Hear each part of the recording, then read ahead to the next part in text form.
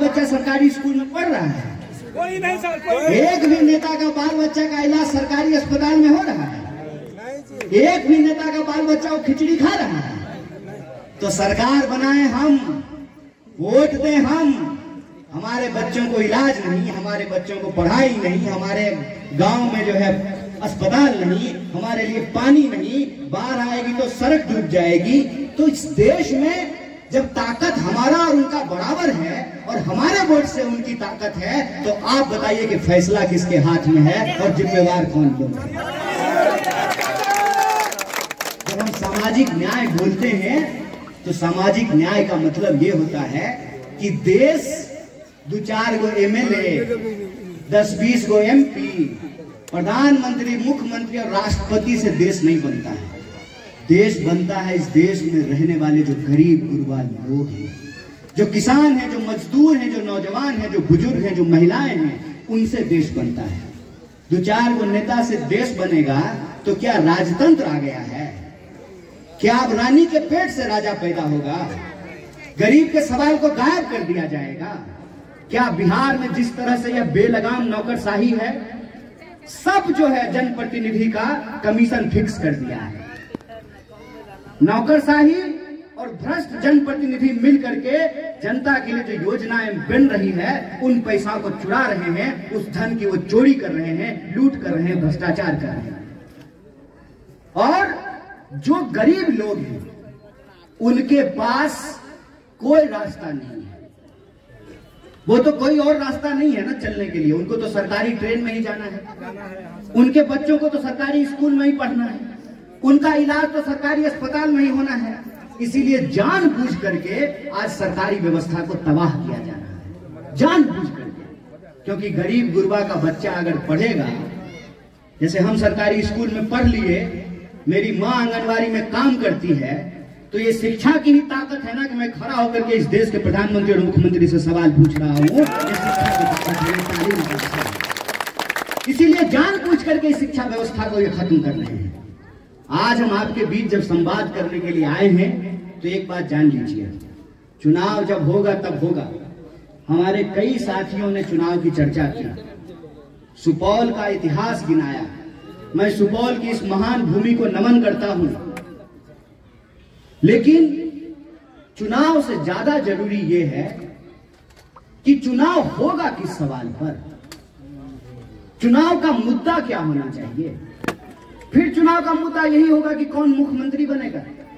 कोई मुख्यमंत्री बन जाए, अगर हमारा स्कूल नहीं बनेगा, अगर हमारा अस्पताल नहीं बनेगा, अगर हमारे लिए बांध नहीं बनेगी, अगर हमारे लिए सड़कें नहीं बनेगी, अगर हमारे बच्चों का इलाज नहीं होगा, अस्पताल नहीं बनेगा, तो क्या फर्क पड़ता है भाड़ में जाए कौन प्रधानमंत्री बनेगा, कौन मुख्यमंत्री बनेगा। ये परिस्थिति है। इसीलिए हम चुनाव की चर्चा करने के लिए आए हैं, हम आपसे सामाजिक न्याय संवाद करने के लिए आए हैं। कई हमारे कांग्रेस के साथियों ने चुनाव का चर्चा किया है, लेकिन मैं अपने कांग्रेस के एक एक कार्यकर्ताओं और नेताओं से कहना है कि अगर आप सामाजिक परिवर्तन चाहते हैं तो बात सुपौल के 5 सीट की नहीं है, बल्कि बिहार की 243 सीटों का है। इस बात को ध्यान रखना, ये नहीं देखना है कि प्रत्याशी कौन सा है, ये नहीं देखना है कि चिन्ह कौन सा है, ये देखना है कि इस देश में एक संघर्ष चल रहा है, एक लड़ाई चल रही है। और वो लड़ाई ये है कि एक तरफ अन्याय करने वाले लोग हैं, एक तरफ वो लोग हैं जो हमारे से हमारा टैक्स का पैसा वसूलते हैं और अपने दोस्तों का कर्जा माफ करते हैं। इस देश के जो बड़े लोग हैं उनका कर्जा माफ किया 16 लाख करोड़, 16 लाख करोड़ कर्जा माफ किया गरीब अमीर लोगों का। और गरीब लोगों के लिए कहते हैं कि सड़क बनाने के लिए पैसा नहीं है, अस्पताल बनाने के लिए पैसा नहीं है, गरीब लोगों का जो है शिक्षा देने के लिए, रोजगार देने के लिए पैसा नहीं है।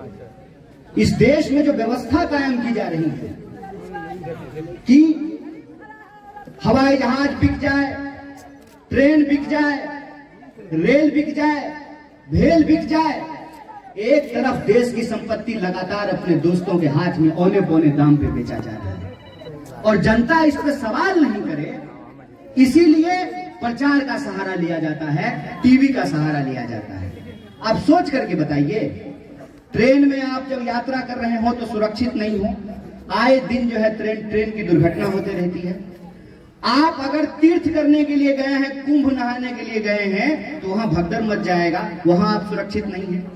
आप घूमने के लिए गए हैं, वहां आतंकवादी हमला हो जाता है, आप वहां सुरक्षित नहीं है। हवाई जहाज की दुर्घटना हो जाएगी, आप वहां सुरक्षित नहीं हैं। तो आप बताइए, ट्रेन में सुरक्षित नहीं है, कुंभ में सुरक्षित नहीं है, सड़क पे सुरक्षित नहीं है, हवा में सुरक्षित नहीं है, फिर भी जो इनके समर्थक हैं, जिनको भगत कहते हैं, वो कहते हैं कि देश सुरक्षित हाथों में है। कमाल बात है, कहीं सुरक्षित नहीं है, फिर भी कहते हैं कि देश सुरक्षित हाथों में है। देश सुरक्षित हाथों में नहीं है, देश लीडर के हाथ में नहीं है, देश डीलर के हाथ में है, जो देश की संपत्ति का डीलिंग कर रहा है, जो देश की संपत्ति को बेच रहा है।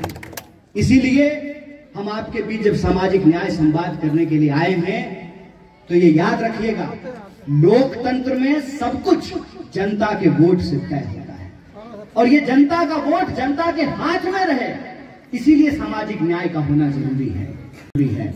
हम जब सामाजिक न्याय संवाद कर रहे हैं, तो हमारे दिमाग में सिर्फ 3 बात है कि बिहार को आज की तारीख में सबसे ज्यादा जरूरत अगर किसी चीज की है, तो वो है नौकरी की। सबसे ज्यादा अगर किसी चीज की जरूरत है, तो वो है न्याय की। सबसे ज्यादा जरूरत अगर किसी चीज की है, तो वो है भागीदारी की। और लोकतंत्र में नौकरी, न्याय और भागीदारी के लिए, सामाजिक न्याय को स्थापित करने के लिए कुछ सवाल हैं, जिस पर हमको एक मत होना पड़ेगा, हमको एकजुट होना पड़ेगा। हम मंदिर जाने वाले हो, तिलक लगाने वाले हो, मस्जिद जाने वाले हो, टोपी पहनने वाले हो, हम किसी भी घर में पैदा हुए हो, इस टोला में पैदा हो या उस टोला में पैदा हुआ हूं, न्याय की जरूरत सबको होती है। जिसको औकात के नाम पे चिढ़ाया जाता है, जात के नाम पे चिढ़ाया जाता है, उस सबको न्याय की जरूरत होती है। उस न्याय के लिए आज कांग्रेस पार्टी ये मांग कर रही है कि जाति जनगणना हो। जाति जनगणना इसलिए होना जरूरी है कि पता तो चले कि कौन खा रहा है, कौन मोटा रहा है, और कौन जो है भूखा मरने को विवश है, ये पता तो चले। ये एक्सरे तो हो, आप बीमार होते हैं तो आप डॉक्टर के पास जाते हैं, डॉक्टर पहले आपका जांच करता है, पहले अल्ट्रासाउंड करता है, एक्सरे करता है, फिर बीमारी का पता चलता है, फिर ना आपको दवाई देता है। बीमारी होगा सर में, दवाई दे देगा पैर का, खराब हो गया है पेट और दवाई दे देगा किडनी का। इसीलिए एक्सरे होना जरूरी है, इसीलिए जाति जनगणना हो। और जाति जनगणना जब हो तो पता चले कि कौन खा रहा है, कौन मोटा रहा है, और जो ज्यादा खा रहा है उसका खाना कम किया जाए, जो मोटा रहा है उसको कहा जाए तुम डाइटिंग करो, तुम भोरे भोर दौड़ो, खेत में चलो, घास काटो। और जो नहीं खा पा रहा है, जिसको मजदूरी करने के बाद भी मजदूरी नहीं मिल रही है, इसी समाज में, इसी धरती पर पैदा हुआ है, जितना आप भारतीय हो उतना हम भारतीय हैं, तो इस बीच में समानता हो, बराबरी हो, न्याय हो। इसके लिए जो हमारी दूसरी मांग है कि संविधान के अनुच्छेद 15(5) में यह साफ साफ कहा गया है कि निजी क्षेत्र में भी लोगों को पढ़ने पढ़ाने का अधिकार है। यह संविधान में लिखा हुआ है, इसीलिए 15(5) का जो आरक्षण का सवाल है उसको लागू किया जाए, निजी क्षेत्र में भी बच्चों का पढ़ाई हो। ऐसा नहीं होगा आयुष्मान कार्ड के नाम पर अस्पताल वाला सब कार्ड रख लेता है और इलाज नहीं करता है, और उधर सरकार से जो है बिल भी उठा लेता है, तब अस्पताल वाला मोटा रहा है और हम लोग दुबरा रहे हैं। ये जो बेईमानी है, इस बेईमानी को हमको समझना पड़ेगा। और तीसरा जो सबसे महत्वपूर्ण सवाल है, वो सवाल ये है कि बिहार के भीतर हम लोग लगातार पलायन के सवाल पर, नौकरी के सवाल पर संघर्ष कर रहे हैं। और जब सरकारी नौकरी की बात आएगी, भागीदारी की बात आएगी, तो यह बात भी हमको सुनिश्चित करना पड़ेगा कि जो 50% का कैप लगा करके रखा गया है, इस 50% के कैप को हटाया जाए। अगर हमारी संख्या 65% है, तो भागीदारी भी हमारा 65% होना चाहिए। 50% में जो है हमको नहीं समेटना चाहिए। देखिए, मान लीजिए ये जगह है, 50 लोग खड़ा हो सकते हैं, लेकिन हैं 100 लोग, ऐसे ऐसे धक्का ही मारेंगे एक दूसरे को। अरे भाई, धक्का काहे मार रहे हो एक दूसरे को?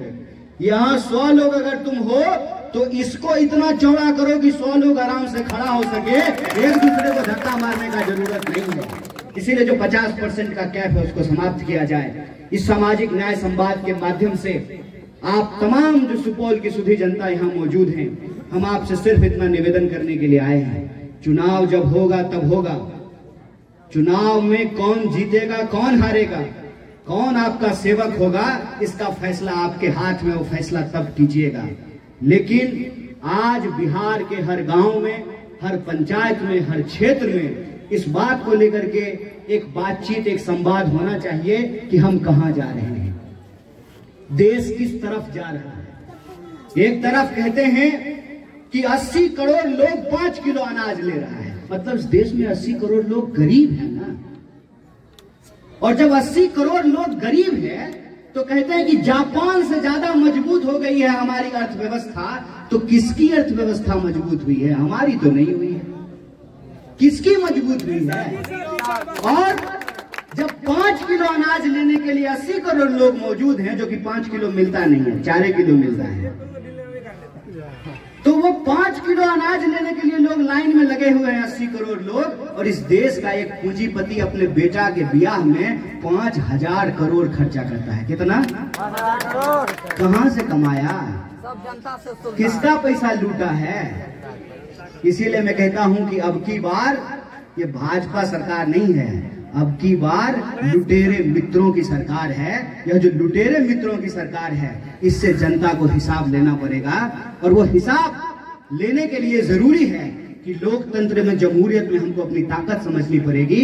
इसीलिए हम आपके बीच सामाजिक न्याय संवाद करने के लिए आए हैं कि आप घर घर जाएं, अपने रिश्तेदारों से बात करें, अपने पंचायत में लोगों से बात करें। और यह जो अन्याय हो रहा है, यह जो संविधान का सहारा लेकर के, लोकतंत्र का सहारा लेकर के जो लोकतंत्र का गला दबाया जा रहा है, सामाजिक न्याय की हत्या की जा रही है, इस न्याय को हमको बुलंद होकर के बचाना पड़ेगा। बोले इस मुहिम में आप सब लोग साथ हैं?